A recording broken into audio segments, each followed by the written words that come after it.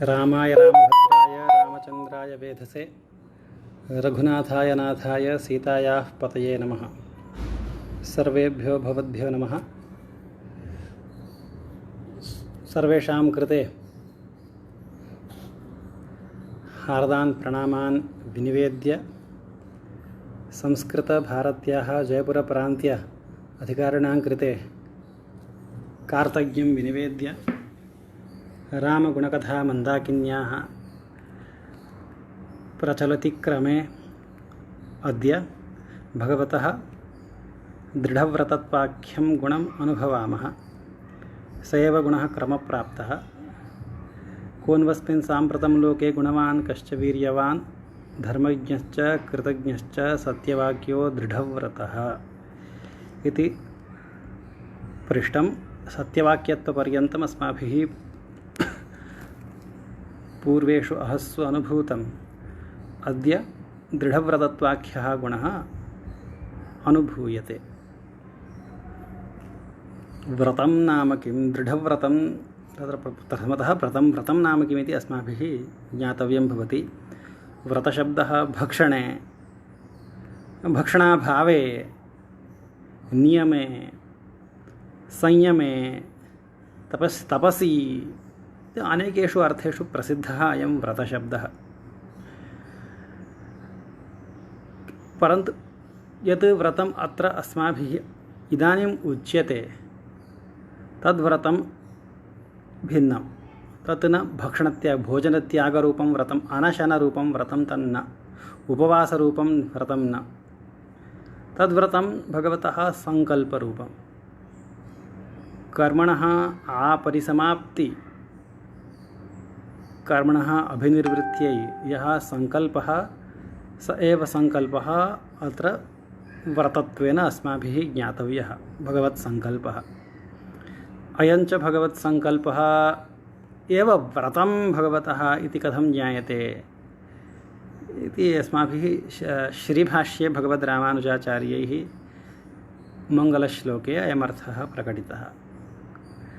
तत्रत्यः मङ्गलश्लोकः अयम्: अखिलभुवनजन्मस्थेमभङ्गादिलीले विनतविविधभूतव्रातरक्षैकदीक्षे श्रुतिशिरसि विदीप्ते ब्रह्मणि श्रीनिवासे भवतु मम परस्मिन् शेमुषी भक्तिरूपा इति तत्रत्यः श्लोकः। तस्मिन् श्लोके अखिलभुवन शब्देन सर्वेषां भुवनानां, भुवनस्थानां प्राणिनां च विवक्षा कृता।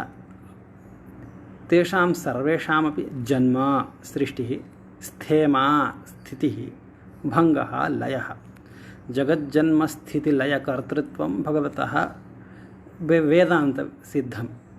तदेव आचार्यैः अत्र उक्तम्। अखिलभुवनजन्मस्थेमभङ्ग आदिशब्देन भाष्यकारैः किमभिप्रेयते? आदिशब्दः अत्र भगवता क्रियमाणं मोक्षप्रदानं, मोक्षप्रदानानुगुण कृपा, भगवता क्रियमाणा कृपा, भगवता क्रियमाणः कृषिः उच्यते आदिशब्देन। शास्त्रप्रदानं, गुरुणा सह मेलनं, सत्पुरुषैः सह सम्मेलनं, दिव्यसम्पत्प्रदानम्, एतत् सर्वं मोक्षप्रदानौपैकान् गुणान् यान् भगवान् लम्भयते, मोक्षं च यत् प्रददाति तत्सर्वम् आदिपदेन उच्यते। अखिलभुवनजन्मस्थेमभङ्ग आदिलीले। रक्षणं द्विवारमुक्तं। स्थेमा शब्देन एकं रक्षणमुक्तं। स्थेमा शब्देन उच्यमानं रक्षणं किं? सांसारिकरक्षणम् इदम्। आदिशब्देन उच्यमानं रक्षणं मोक्षप्रदानौपैकगुणप्रदानेन क्रियमाणं रक्षणं, मोक्षप्रदानरूपं रक्षणं। ततः उपरि पुनः आचार्यैः उच्यते विनतविविधभूतव्रातरक्षैकदीक्षे। विनतानि यावन्ति भूतानि सन्ति, भूतशब्देन उक्तं। तत्र काचिदपि अन्या योग्यता नापेक्षिता, सत्तैव अपेक्षिता। विनतिः अपेक्ष्यते, सत्ता अपेक्ष्यते। विनत विविधभूत विविधानि भूतानि सन्ति। केचित् उत्कृष्टसत्त्वयोनिमन्ति, केचित् उत्कृष्टरजस्कयोनिमन्ति, केचित् उत्कृष्टतमस्कयोनिमन्ति। अतः तेषु तेषु भूतेषु सत्त्वगुणस्य, रजोगुणस्य, तमोगुणस्य च उत्कर्षापकर्षौ भवतः सत्त्वरजस्तमसाम् उत्कर्षापकर्षाभ्यां वैविध्यं योनिषु भूतेषु। विनतविविधभूतानि यानि सन्ति, भूतत्वमेव अपेक्षितं, सत्तावत्वमेव अपेक्षितं। तदेव उच्यते भागवते प्रह्लाद स्वामिभिः नालं द्विजत्वं देवत्वं ऋषित्वं वा असुरोत्तमाः प्रीणनाय मुकुन्दस्य इति। मुकुन्दस्य प्रीणनाय ऋषित्वं वा देवत्वं वा द्विजत्वं वा नालं भगवतः प्रीणनाय भक्तिरेव विनतिरेव अपेक्ष्यते इति उक्तं। तदेव अत्रापि उच्यते विनतविविधभूतव्रात रक्षैकदीक्षे। अत्र रसघनः अर्थः उच्यते रसिकैः। विनतविविधभूत एकेन भूतेन विनतिः क्रियते, परन्तु रक्षा क्रियते भगवतः व्रातस्य। विनतविविधभूत तादृशभूतघटितं यत् व्रातं, भूतघटितः यः व्रातः, तस्य व्रातस्य रक्षा भगवता क्रियते। तन्नाम ग्रामे नगरे अस्माकं समाजे अस्माकं कुटुम्बे कश्चित् एकः भगवद्भक्तः भवति चेत् भगवता रक्षा केवलं तस्यैव रक्षा न क्रियते, सर्वस्यापि ग्रामस्य, सर्वस्यापि नगरस्य, सर्वस्यापि कुटुम्बस्य, देशस्य रक्षा क्रियते भगवता इति सूच्यते। विनतविविधभूतव्रातरक्षैकदीक्षे इयमेव एका दीक्षा भगवतः, इदमेव एकं व्रतं भगवतः। विनतविविधभूतव्रातरक्षणम् इति भगवतः सङ्कल्पः। इदमेव व्रतम्, अस्मिन् व्रते भगवान् दृढः वर्तते, दृढम् इदं व्रतम्, अतः भगवान् दृढव्रतः। तन्नाम शरणागतजनसंरक्षणम्। अनेनैव गुणेन विद्धाः श्रीमन्तः आचार्याः वेदान्तदेशिकाः अभयप्रदानसारे वर्णयन्ति भगवन्तं। नमस्तस्मै कस्मैचन भवतु निष्किञ्चन जन स्वयं रक्षा दीक्षा समधिकसमिन्धानमहसे इति। गङ्गाप्रवाह इव धारा वहति तेषां कविताधारा। स्वयं रक्षा दीक्षा समधिकसमिन्धानमहसे। स्वयमेव रक्षति भगवान्। कान् रक्षति, केषां रक्षा भगवता क्रियते? निष्किञ्चन जन। ये जनाः निष्किञ्चनाः सन्ति, भगवन्तं व्यतिरिच्य अन्यम् उपायं नाश्रयन्ते, तान् स्वयं भगवान् रक्षति। योगक्षेमं वहाम्यम् इति भगवतैव प्रतिज्ञातम्।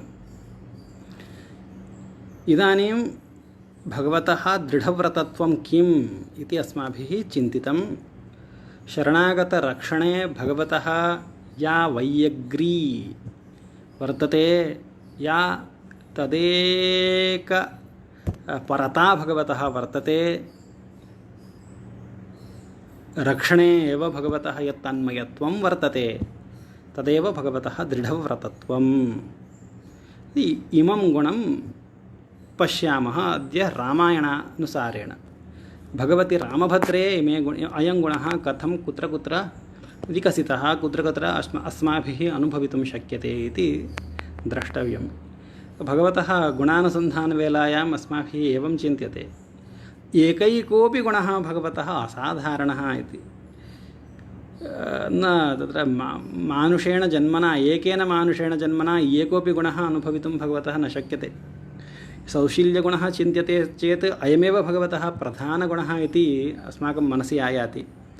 भगवतः सत्यसन्धत्वरूपः गुणः चिन्त्यते चेत् अयमेव गुणः भगवतः सर्वोत्कृष्टः गुणः इति मनसि आयाति। इदानीं दृढव्रतत्वगुणः चर्च्यते, इदानीम् अयमेव गुणः भगवतः सर्वोत्कृष्टः गुणः इति मनसि आयाति। अत्रैव भगवतः वाल्मीकिना दृढशब्दप्रयोगः कृतः। दृढगुणवान्, सौशील्ये दृढत्वं न निवेशितं। दृढधर्मः, धर्मे भगवतः दृढत्वं न निवेशितं। कृतज्ञत्वे दृढत्वं न निवेशितं, सत्यवाक्ये दृढत्वं दृढसत्यः इति नोक्तः न श्लोकितः भगवान्। अत्रापि तथैव वक्तुं शक्यते एव। धर्मज्ञश्च कृतज्ञश्च सत्यवाक्यो व्रतान्वितः इति वक्तुं शक्यते। सत्यवाक्यश्च सद्व्रती इति वक्तुं शक्यते। दृढव्रतः इति व्रते दृढत्वं विशेषणं दत्तम्। अतः इतरगुणापेक्षया अत्रैव दार्ढ्यं वर्तते अस्मिन्नेव गुणे इति ज्ञायते। इदं रामायणानुसारेण वयम् इदानीं पश्यामः। श्रीमद्रामायणे अनेकविधा शरणागतिः प्रदर्श्यते। इदं रामायणशास्त्रं शरणागतिशास्त्रम् इत्येव वैष्णवगोष्ठीषु प्रसिद्धं। शरणागतिरहस्यानि अत्रैव सम्यक् समुद्घाटितानि सन्ति।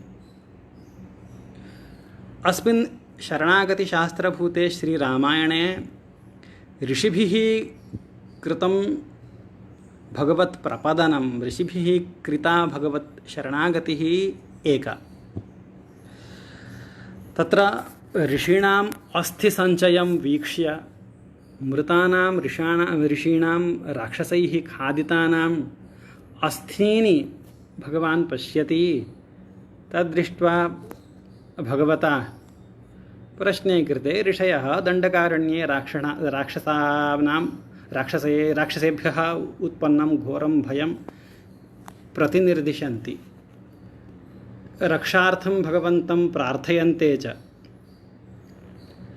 रक्षार्थं प्रार्थनां कुर्वन्ति ऋषयः, परन्तु भगवन्निकटे किं वदन्ति ते एव ऋषयः, अस्माकं रक्षाकार्या इति एतावदेव प्रार्थनं नास्ति।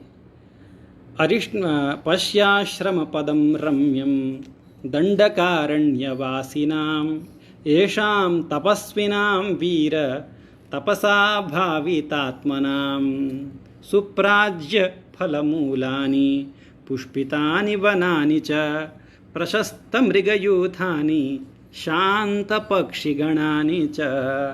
अत्रैव दण्डकारण्ये त्वया वासः कर्तव्यः, अत्र शान्तिः वर्तते इति एते ऋषयः, राक्षसेभ्यो भीता ऋषयः भगवन्तं प्रार्थयमानाः। दण्डकारण्ये शान्तिं विदधति, दण्डकारण्ये शान्तिरस्ति इति वदन्ति एते ऋषयः। राक्षसेभ्यः भीताः सन्तः अपि राक्षसेभ्यः रक्षणप्रार्थना अपि तैरेव क्रियते।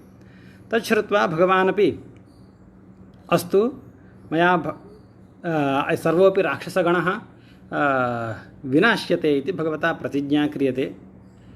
भगवत्प्रतिज्ञानन्तरं भगवती सीता भगवन्तम् अनुनयं कुर्वती एवं वदति, हे देव,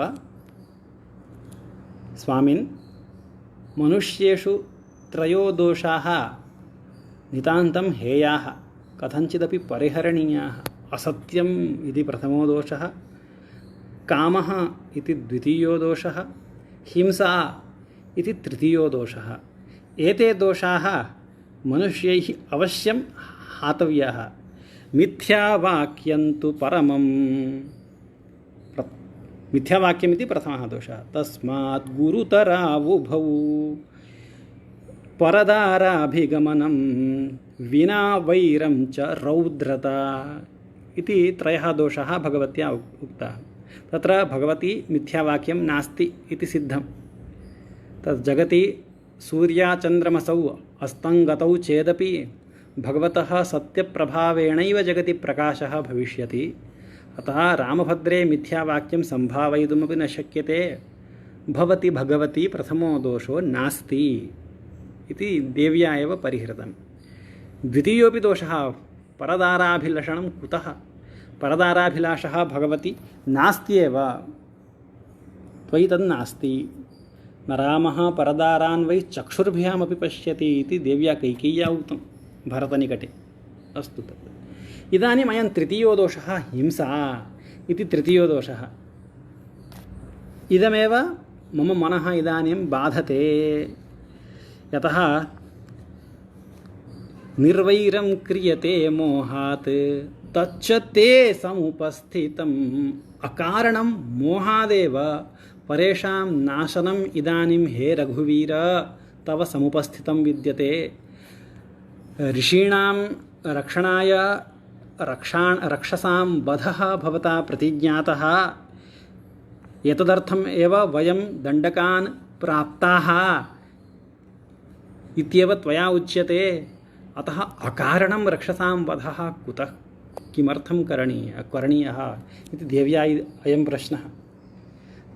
तस्याः करुणा भगवत्याः करुणा सीतायाः देव्याः तत् वाचामगोचरः।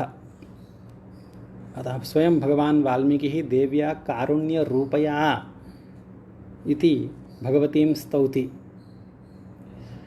कदाचित् अतः परेभ्यः हिंसा न करणीया, रक्षसामपि हिंसा न करणीया। कथमिदं युज्यते? क्व च शास्त्रं क्व च वनं क्व च क्षात्रं तपः क्व च वानप्रस्थ आश्रमे यथा ऋषयः वर्तन्ते तथा वर्तेय इति संकल्प्य भवान् वनं प्रविष्टः। वने वन्येन वर्तयन् इति वन्येनैव फलमूलादिना वर्तयन् हिंसात्यागपूर्वकं वर्तयन् अहं पुनरायास्यामि इति त्वया प्रतिज्ञातं वर्तते अयोध्यायाम्। इहागत्य त्वं हि बाणधनुष्पाणिः हस्ते धनुः बाणञ्च गृहीत्वा रक्षसां विनाशः त्वया क्रियमाणः इदं कथं संगच्छतां?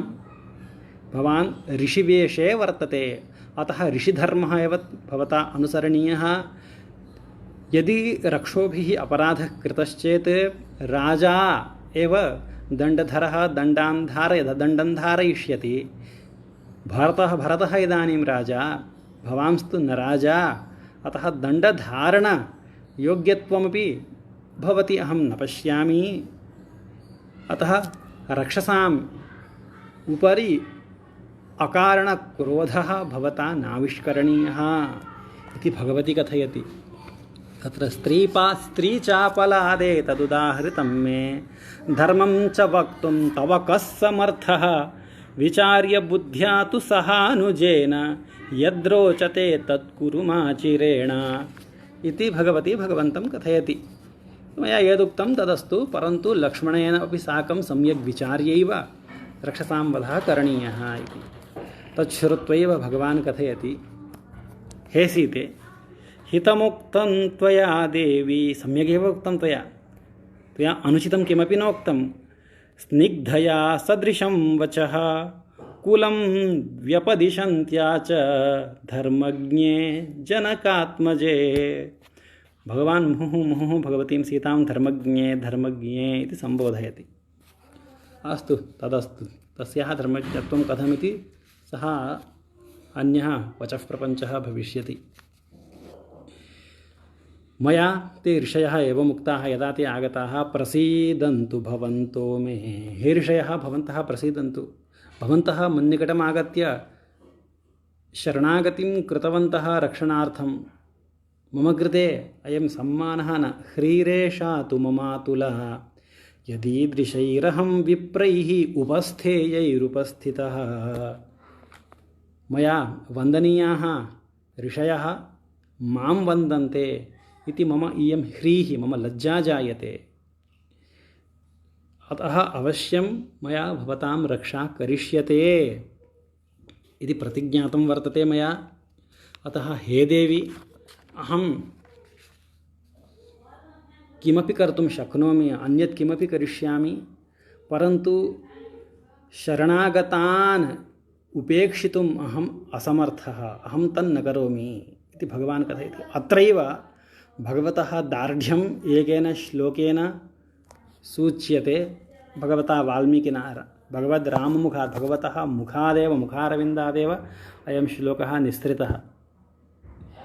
अप्यहं जीवितं जह्यां त्वां वा सीते समध्यमां न तु प्रतिज्ञां संश्रुत्य ब्राह्मणेभ्यो विशेषतः इति अयम् अत्यद्भुतश्लोकः।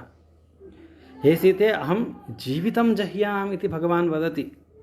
तन्नाम अहं स्वकीयां सत्तामेव नाशयिष्यामि, तन्मया अङ्गीकर्तुं शक्यते, परन्तु शरणागतोपेक्षा मया कर्तुं न शक्यते। शरणागतरक्षणरूपं यद्व्रतं तद्व्रतम् उपेक्षितुं मया न शक्यते इति। सीतादेवी पश्यति, आत्मनः नाशं कर्तुम् अहम् अनुमन्ये इति। कथम् आत्मनः नाशः कथं भवेत्?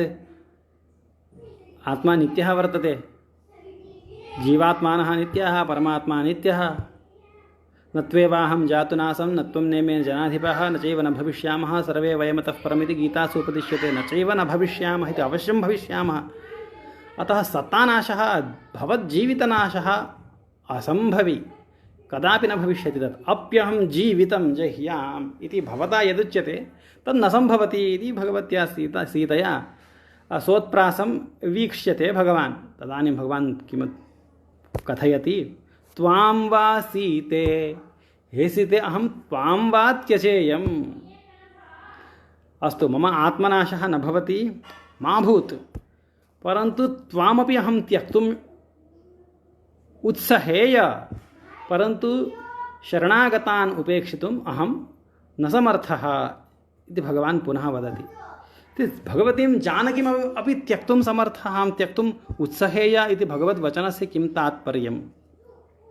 अत्र एवमुच्यते व्याख्यासु, श्रुतिषु परतत्वम् अनेकभिः नामभिः स्तूयते।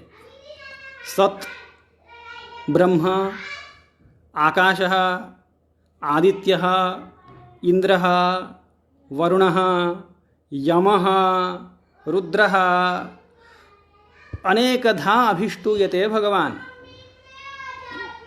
अनेकैः नामभिः अभिष्टूयमानं च तत्त्वम् एकम् इति पुनः तत्रैव ज्ञायते। स एकः इति वचनेन। तच्च एकं तत्त्वं किम्? अनेकैः नामभिः स्तूयमानः परमपुरुषः अनेकधा रूपैः अस्मान् अनुगृह्णाति इति सिद्धं, परन्तु अनेक नाम रूप भाक् तत् तत्त्वं किं, तत् परमपुरुषतत्त्वं किम् इति संदेहे जाग्रति सति पुरुषसूक्तम् अस्माकं शरणम् उत्तरं ददाति। तत्र पुरुषसूक्ते सहस्रशीर्षा पुरुषः इत्यारभ्यमाणे पुरुष एवेदकं सर्वं यद्भूतं यच्च भव्यम् इति तस्यैव पुरुषस्य सर्वकालव्यापित्वं सर्वदेशव्यापित्वम् उक्तं, सर्वात्मत्वम् उक्तं। ततः सकाशादेव सर्वेषामपि लोकानां सर्वेषामपि प्राणिनां मनुष्याणामपि जन्म भवति इत्यपि उक्तं। स एव परमः पुरुषः सदा पश्यन्ति सूरयः इति श्लोकेन सदा नित्यैः पुरुषैः सदा स्तूयते। विपण्यवः जाग्रिवांसः समिन्धते। स्तुतिशीलाः, कदापि मोहरहिताः, अज्ञानलवलेशरहिताः भगवन्तं नित्यं स्तुवन्ति इत्यपि ज्ञातं। परन्तु सः पुरुषः कः इति उत्तरानुवाक्ये ज्ञायते। श्रीश्चते लक्ष्मीश्च पत्न्यौ इति। ह्रीश्चते लक्ष्मीश्च पत्न्यौ इति शुक्लयजुर्वेदे पाठः, श्रीश्चते लक्ष्मीश्च इति कृष्णयजुर्वेदे तैत्तिरीयशाखायां पाठः। उत्तरानुवाक्येन ज्ञायते श्रीपतिरेव अयं पुरुषः इति। तो श्रियःपतित्वं परमपुरुषस्य असाधारणं लिङ्गं। स एव श्रियःपतिः अनेकधा नामभिः अनेकधा रूपैः अस्मान् अनुगृह्णाति इति सिद्धम्। इदानीं भगवान् रामचन्द्रः किं कथयति? त्वां वा सीते त्यजेयम् इति कथयति। अहं श्रियःपतित्वमपि हातुं समर्थः, अहं श्रीपतित्वमपि जह्याम्। अहं यत्र यः श्रीपतिः सः परमपुरुषः, यः श्रीपतिः नास्ति सः परमपुरुषः न इति ज्ञातं श्रुतिप्रमाणबलात्।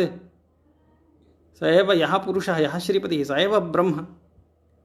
इदानीं भगवान् कथयति अहं श्रियःपतित्वं त्यजेयं, तन्नाम अहं ब्रह्मत्वमपि त्यजेयम्, अहं स्वकीयम् ईश्वरत्वमपि त्यजेयं। रसेन उच्यते अहं स्वकीयं श्रीपतित्वमपि त्यजेयं, तथापि शरणागतानाम् उपेक्षां कर्तुम् अहं न शक्नुयाम् इति त्वां वा इति वचनस्य अयमर्थः। इदानीं भगवती पुनः वीक्षते स्वोत्प्रासम्। अस्तु, मां तु भवान् त्यक्तुं समर्थः अस्तु, स्वकीयां भगवत्तां भवान् कदाचित् त्यजेदपि, परन्तु भवतः नित्यानुभवार्थं नित्यसेवा प्राप्त्यर्थं ये आगताः सन्ति, मुक्ताः सन्ति, ये नित्यं भवच्चरणपरिचरणनिरताः सन्ति, तानपि भवान् त्यक्तुं समर्थो वा? यतः भगवत्ता त्यज्यते चेत् भवता, तर्हि वैकुण्ठादपि भवान् बहिः निष्क्रान्तः भविष्यति।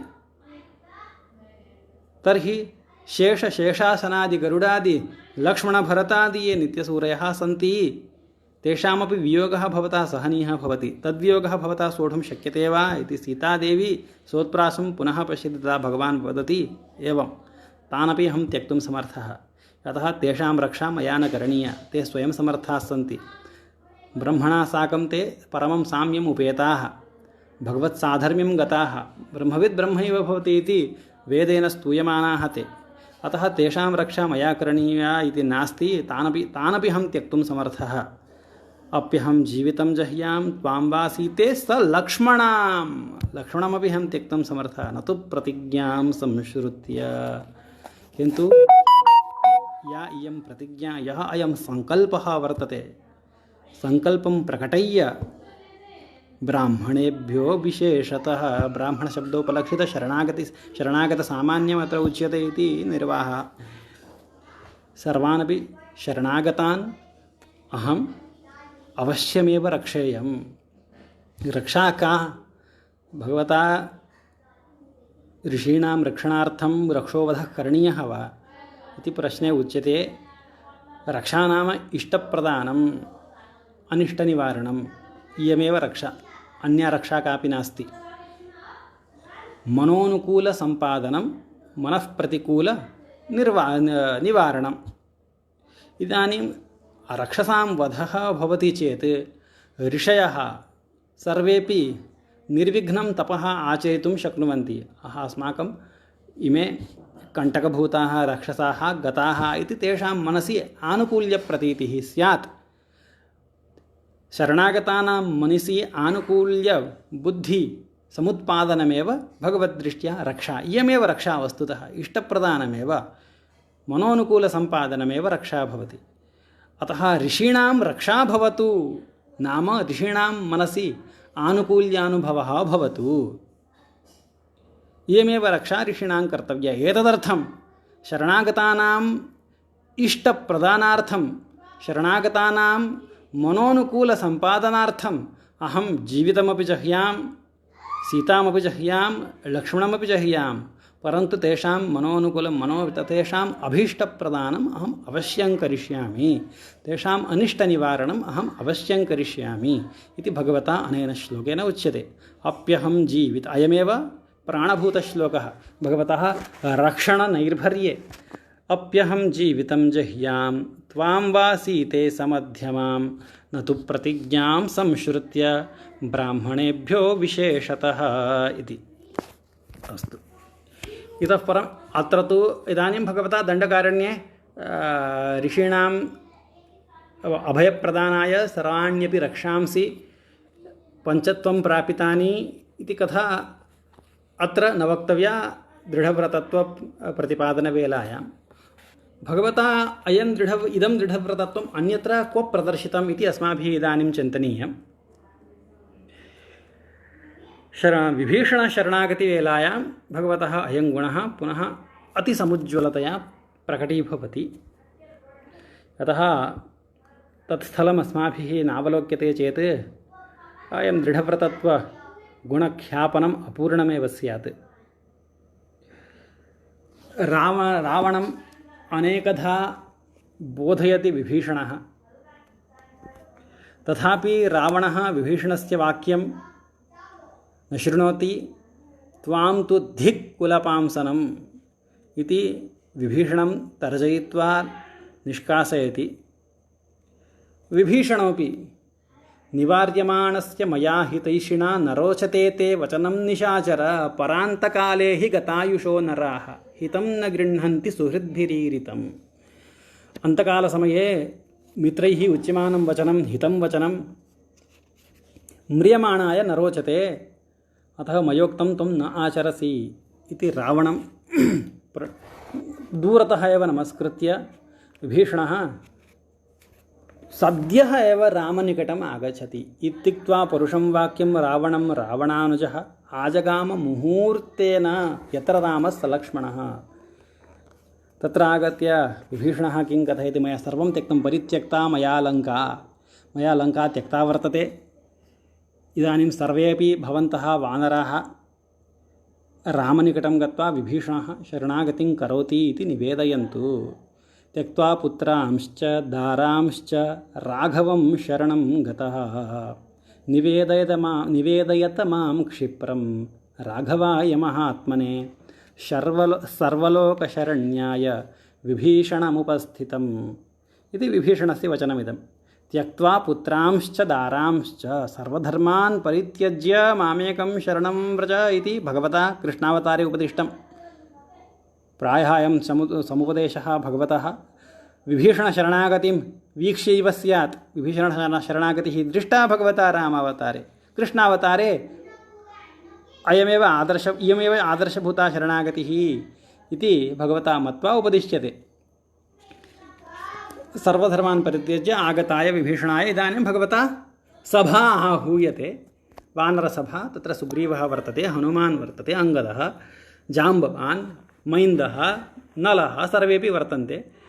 तत्र तस्यां सभायाम् इदानीं विचारः भवति, विभीषणाय शरणागतिः शरणं देयं वा न वा, विभीषणस्वीकारः उचितः वा अनुचितः वा इति। प्रायः तत्र वादः किं प्रचलति, अयं विभीषणः शत्रुपक्षादागतः, अतः अस्माभिः अभयं न देयम्, अस्य स्वीकारः अनुचितः। अयम् अपरः दोषः, अयं जात्या राक्षसः, अतः अस्य स्वीकारः अस्माभिः कर्तुं न शक्यते। तृतीयं कारणम्, अयम् असमये प्राप्तः। यदि रामचन्द्रस्य शरणागतिः कर्तव्या आसीत् तर्हि अनेन पञ्चवट्यामेव शरणागतिः करणीया आसीत्, किष्किन्धायां वा करणीया आसीत्, प्रस्रवणे वा करणीया आसीत्, ऋष्यमुखे वा करणीया आसीत्। इदानीं किमर्थं शरणागतिम् आचरति? अतः अयं समयः उचितः। युद्धवेलायां वयं योद्धुम् आगताः, अतः अस्माकं भेदं ज्ञातुम् अयम् आगतः, अतः अस्माभिः शरणागतिः न देया, अस्य स्वीकारः अनुचितः।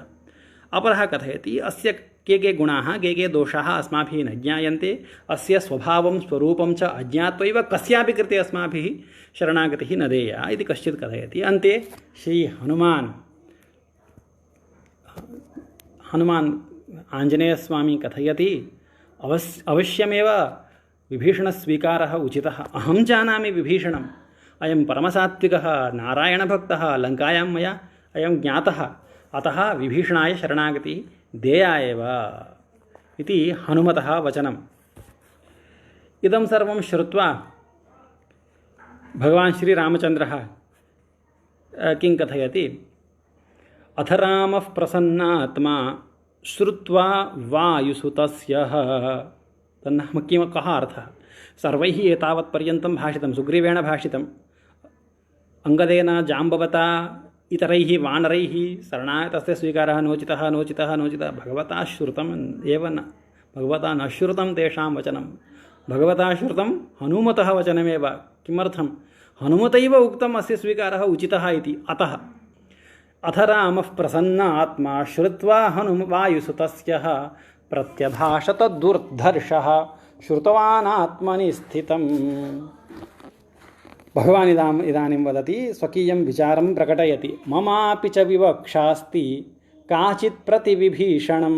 विभीषणमुद्दिश्य ममापि काचित् विवक्षा अस्ति, अहं वदामि तत् इति। भगवतः का विवक्षा? मित्रभावेन सम्प्राप्तं न त्यजेयं कथञ्चन, दोषो यद्यपि तस्य स्यात् सताम् एतत् अगर्हितम् इति भगवद्वचनं। सुग्रीवाय भगवान् कथयति इदं वचनं, मित्रभावेन सम्प्राप्तः यदि कश्चित् तम् अहं न त्यजेयम्। अत्र शक्तौ अर्थे विधिलिङ्गलकारः, शकिलिङ्, अहं त्यक्तुं न समर्थः इत्यर्थः। न त्यजेयम् इत्यस्य अहं त्यक्तुं न समर्थः इत्यर्थः।